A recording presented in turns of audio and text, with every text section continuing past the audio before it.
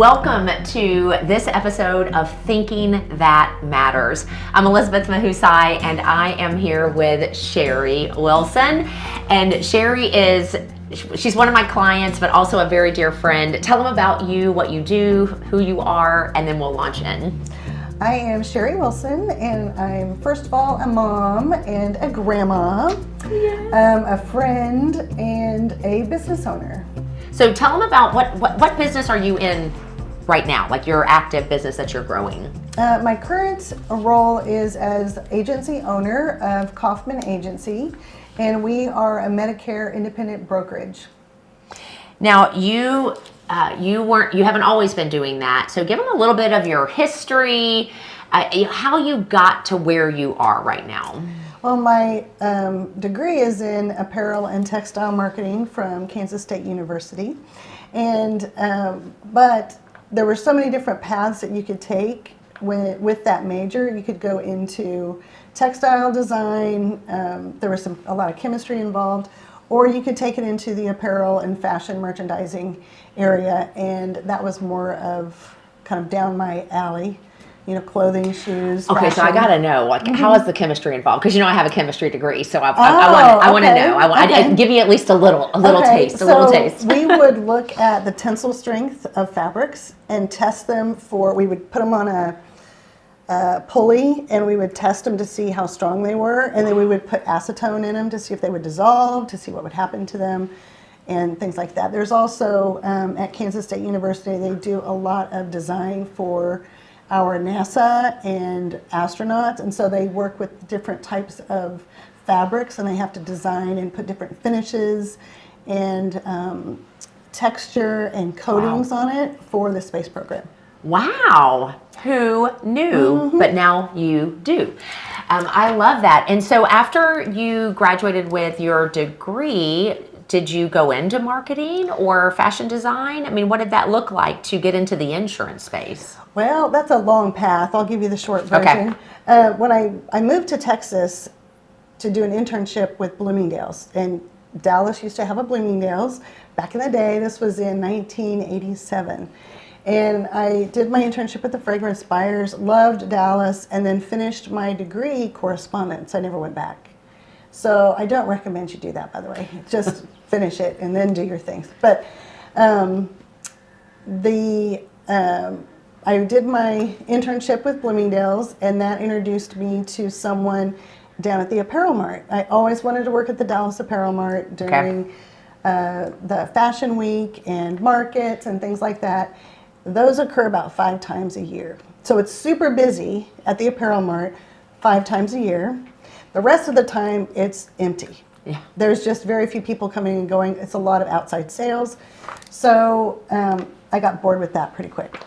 So because of working at the Apparel Mart, you get to meet different people at different levels in different companies. So I, as a 23-year-old, reached out to one of the division merchandise managers at Dillard's, and I began a management program with Dillard's. Okay. So I was with Dillard's for, probably 3 years until I got married and started having babies. Okay. Then I stayed home for a while, and then when I went back, retail really isn't conducive to family life. So I was working out all the time, and I thought, gosh, I could get paid to do this. So I went and got certified to be a fitness instructor, and I taught spin classes and personal training and things like that in a corporate setting. Okay. So I'm learning all kinds of things about you right now. That's awesome. So you did fitness in a corporate setting. And that was just part-time. And then a friend of mine told me about a job at her company that was a reinsurance company. So here's where I kind of get into insurance. And my oldest was getting ready to go to college, so I thought, well, I may need to put part-time into full-time. So I became the executive assistant for the president of that reinsurance company, and was just administrative, but you learn a lot at the administrative level. It was a small company, so you learn about insurance and finance and things like that. So that's awesome. And so when did you own your first agency? I started that in 2016. I did, after the reinsurance company, I became a financial advisor with a private wealth advisory group, but I started as a paraplanner. The paraplanner is someone who helps the financial planner work on the back office stuff, help them get the plan together, and then they go deliver the advice. And then when they come out of their meeting, the paraplanner does all of the follow-ups and trades and things like that. So that's where I learned a lot about retirement planning. So, and then a friend that had just started a farmer's agency asked me to come be her financial advisor at her agency. A lot of people don't know Farmers Insurance also has Farmers Financial Solutions, which offers investments and mutual funds and variable products. So it was a good fit, but she said, you might want to listen to the district manager in case you want to become a business owner yourself. So met with the district manager, prayed about it a lot. The Lord put it on my heart to do it, and I was like, I was 51 at the time. We don't have to do the math and do my age now, but I was 51, and the Lord just said, do you trust me? And I said, sure, let's do this. So that's where very good. I became a farmer's agent. Wow. Yeah. Wow. He has asked you to do some things over the course of the time. Now, I see some emotion in your eyes. What brings that emotion to the surface? Because we can edit some of this, right? Okay. Because 4 months after that is when my husband passed away. That was September of 16. Okay. Is when I opened my doors, and then he passed away in January of 17. So there's a lot of emotion around the start. Because of how it's connected to the emotion of the loss. And because he said, trust me. And you don't know why he says trust you. You just have to trust him, because he was providing a way for me to be able to feed my family. They were all pretty much grown, but feed my family. It's just, I talked about it for a while. I should have practiced in my mirror last night talking about this part of the story. But you know what, though? The emotion is authentic, and that's, there's value in that, right? There's value in that for the person who is watching this, because who knows who is listening, thinking that they've been hearing the Lord say, do you trust me? And there's a hesitancy to actually move forward. Yeah. And so that marks, so that beginning, there's a strong emotional, I guess, anchoring to that, and also helps me to, it really does bring perspective to the, thank you. It helps to bring perspective to, some of the twists and the turns of your story. So I'm just going to say that one more time. It helps to bring perspective to some of the twists and the turns of your development, of bringing you to where you are right now. And I think that's incredibly valuable. And so God provided a way after your husband died through your agency, and now you're still in the insurance space, but you own a different agency. Yes. Where that's concerned. So let's pause. I would love for you to share, if you had to summarize, like, what are you passionate about? Share with us what that is. Okay. Let me think about this for a second. I think I am most passionate just about helping people get what they want. Because my whole entire life I've been in a service industry, and it's always been around helping people get what they want. Right now, it's educating people about their Medicare options. It's so confusing. But as a financial planner, it was helping them understand, can they retire? What are they going to be doing in retirement? Do I have enough money to retire? Things like that. So it's always been helping people get what they want. If it's retiring, if it's understanding Medicare, if it's just ensuring their most valuable, asset, which was typically their home and their auto. I think it's just helping people get what they want. I love that. And now you've ultimately done a lot of different things, which I like that you have a kind of a beautiful tapestry of variety right? Thinking about what you're sharing. And so what, as you've gone through, if you had to say, here are some key thoughts that have been repeated in your life as you've grown as a business owner, what would you say some of those are? One of the probably the most important things that I've learned is whatever you're doing right now immediately. Like when I graduated from college, it was apparel and textile marketing. It was fashion merchandising. It was in the management program with Dillard's. That's positioning you for the next thing. So along the way, everything I learned when I was a financial planner, I'm using today as I'm talking to people who are getting ready to retire and go on Medicare.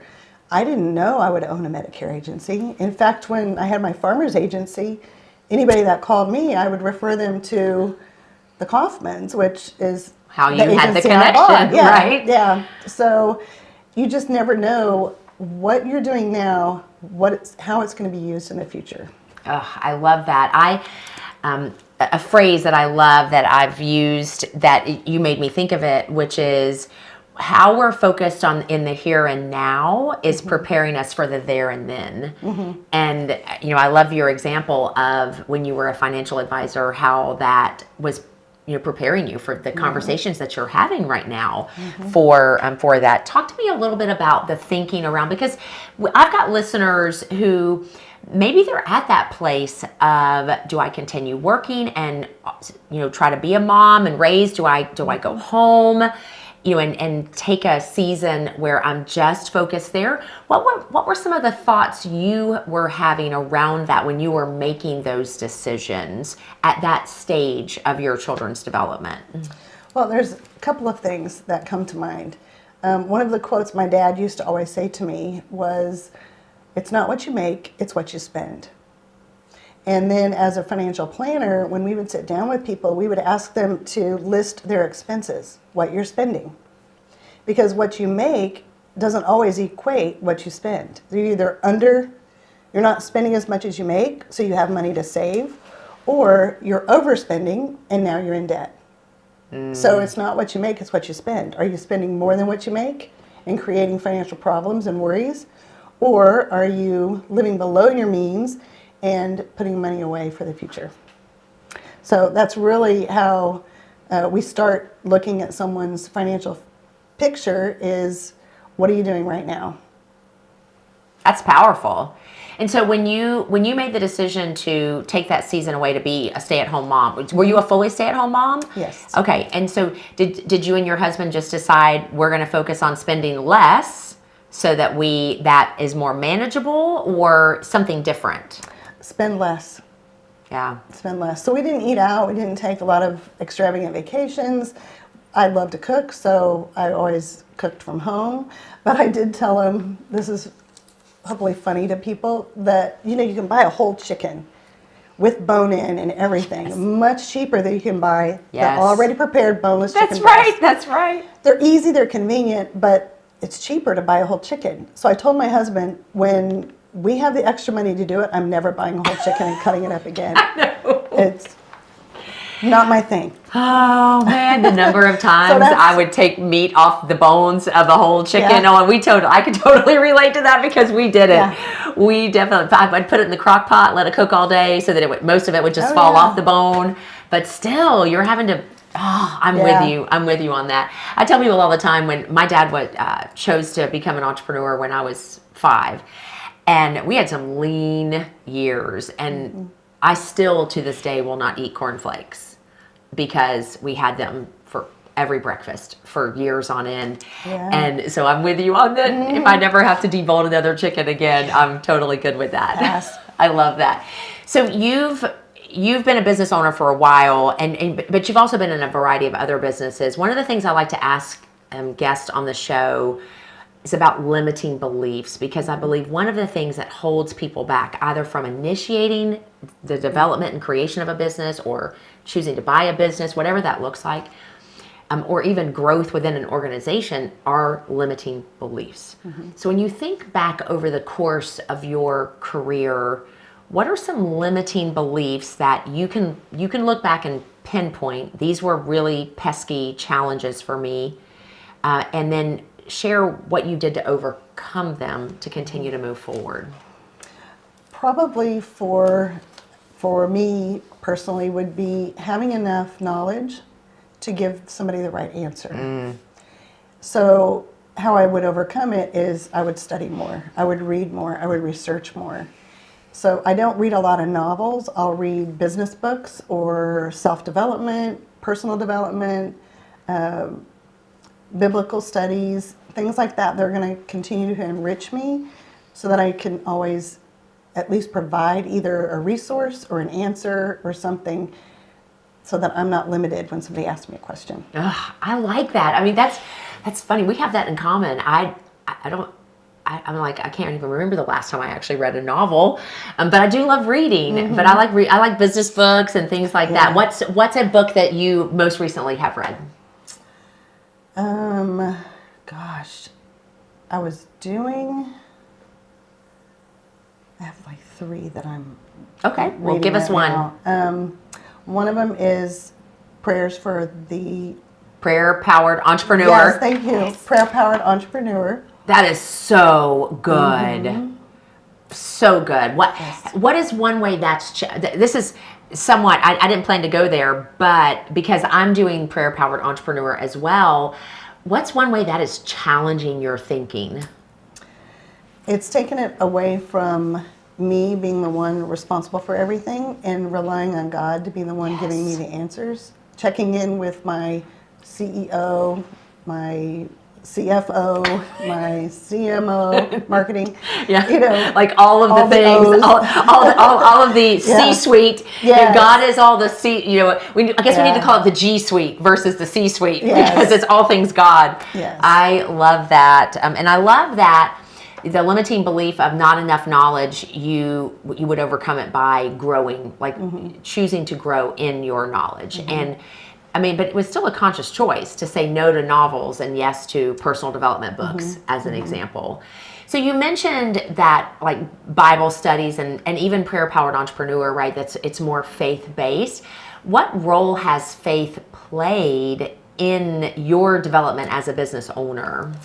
Well, I thought about that question when you posed it earlier or in the past, and I think it's not just the faith, but the faith in who I trust, and that's the Lord. So I've seen evidence in the past of Him holding me in His right hand, carrying me through.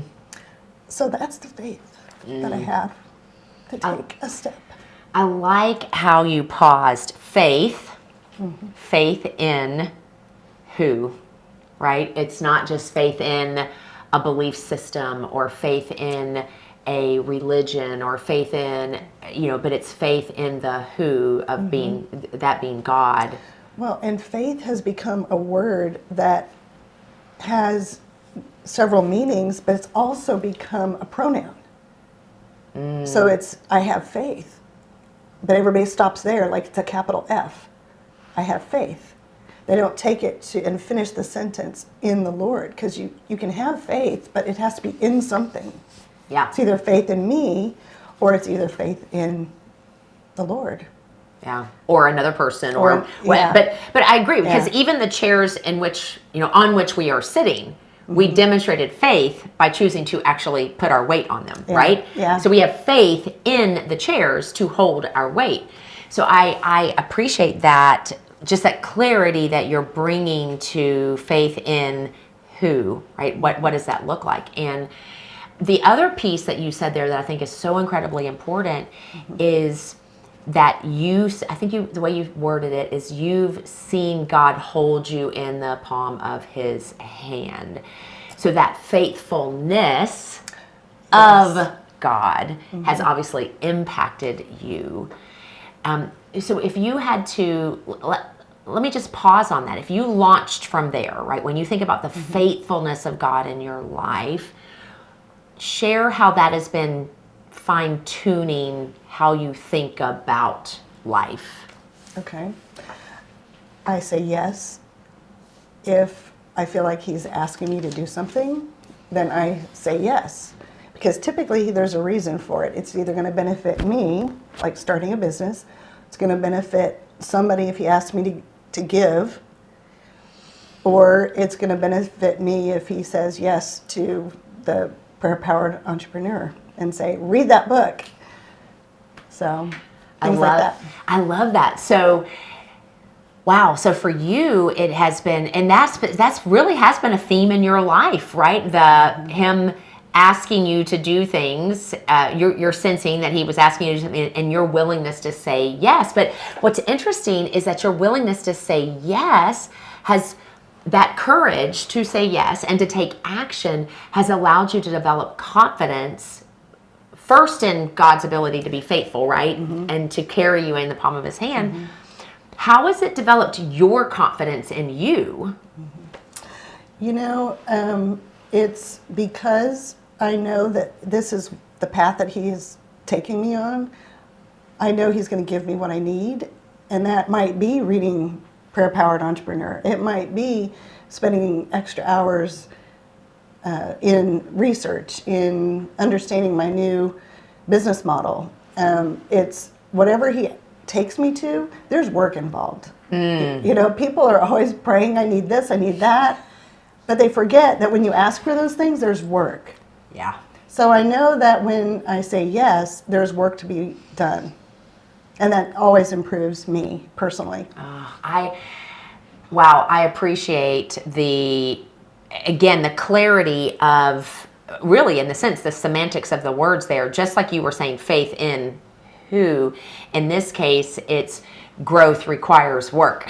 I mean, yes. we cannot escape that our yes, regardless of where that is or for what purpose, is going to require some work. And the value of that work. So at this stage of your career, you know, you're in the Medicare space. You're educating seniors on their options. How are you seeing this right now, or maybe how are you anticipating this right now, preparing you for whatever might be next for you? Ooh, gosh. Hadn't thought about that one. I typically am somebody who looks to the future to see what the next thing's going to be. I think it's growing the agency in a different way than people have grown agencies in the past. Okay. I think there's some new horizons out there, new opportunities out there, and so my job is to go find them.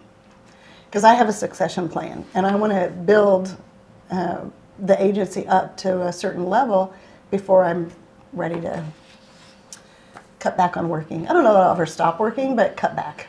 I know. I wonder that myself, right? Like, I think, do I ever see myself retiring? I mean, because I love working. Yeah. So that's. I mean, I think that's a great question, you know, for us to ask ourselves. What does that look like? So tell me, you know, because I do have the privilege of, you know, getting to spend time with you from a coaching standpoint. As you think about let's connect, because obviously my podcast is all about thinking. If you could articulate how coaching either has helped or is helping cultivate your thinking, how would you describe that? Well, your title is Thinking Matters. Well, thinking in my mind is, what is your mindset around something? If you think a certain way, then your mind is set towards that way. And when you work with somebody to help you release those, it opens up a way for you to stop a bad habit and make it into a good habit, you know, switch. It could relate to your Christianity or your walk with the Lord. It's a mindset. It can be a stronghold in a sin, in a behavior, in anything that is going to hold you back, to keep you from being your full potential. Just like we've worked on limiting beliefs. Until I had a mind shift, I didn't realize it was a limiting belief. So I had to shift my mind. So how you think and your mindset matters. Really matters. Yeah. It does. Yeah. Well, I appreciate you saying that until you had a mind shift, you didn't even recognize it as a limiting belief. I think there's so much power to that. And I love when you said you think a certain way, your mind is set in that way, right? Which is just you are very skilled. I love the way that you have a way of articulating concepts. I just want to acknowledge that is something that you're very skilled in, and I appreciate it greatly because part of what's important about the development of our thinking are the words that we choose to allow to exit our mouth. And so really being intentional you're very intentional with your words. That's what I want to say there. And I recognize it because I know there's so much power in it. So that think a certain way, your mind is set in a certain way. Until you have a mind shift, you can't know that you're dealing with a limiting belief. And that, and having someone to help uncover that can be incredibly valuable. I love that. Well, I ask every person who I'm interviewing why you believe it's important to cultivate thinking that matters. How would you respond to that question? Well, I'll give you another one of my dad's quotes. Okay. Never shut your brain off. If you shut your brain off and you don't think, then you just walk about life doing whatever people tell you to do. And you become what people call a sheep. They just follow the herd. Oof. If you continue to grow and learn and strive for something better, then you could be a leader and not a follower. You could be somebody who isn't taken someplace where you're not meant to go. So good. So good. Man, I'm just appreciating that. And so I have a gentleman that I served his team, and he talks about being a wandering generality. That's a sheep. When you talked about you're just following the herd versus leading and ensuring that you're not going someplace that you were never meant to go to begin with. Absolutely love that. Well, I'm so grateful. Thank you for saying yes. Thank you for sharing part of your story, even some of the hard parts of it. And also for your intentionality with your words. I greatly respect that, and I know that it's incredibly valuable, because here is the reality. It's when we cultivate thinking that matters, we can cultivate a life that matters.